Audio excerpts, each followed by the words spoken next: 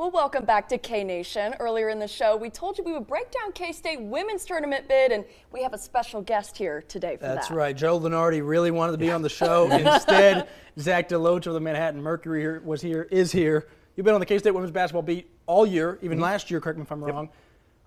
Let's talk about their draw. I think the obvious storyline is that there's a rematch with Iowa that could happen, but they got to win a few to get there. Opening thoughts, what do you think? Big deal for them is getting to host. That was kind of throughout this week the interesting storyline, or was will they, won't they? They were riding that line between a 4 seed and a 5 seed. They came up today as a 4 seed.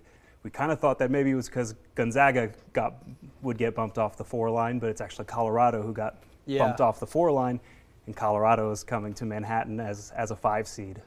Yeah, it makes for an interesting thing there. Do the Buffs then kind of have a little bit of motivation? Hey, we wanted to be playing out in Boulder for this, right? I mean, that's kind of an interesting one.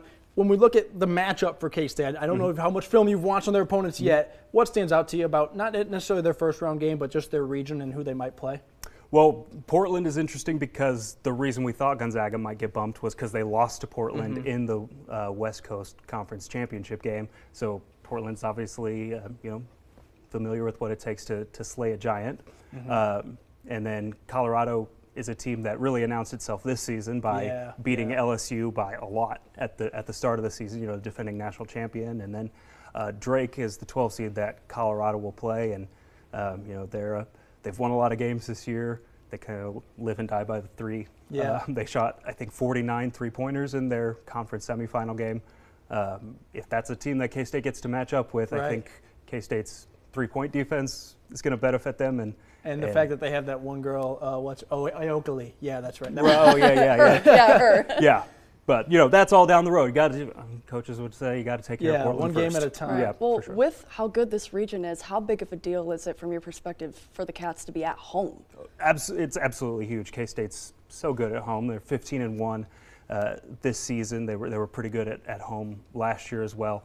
The fans show up to Bramlage.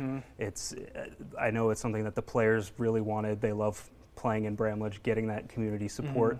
And so getting to have that is just going to be an incredible advantage for them.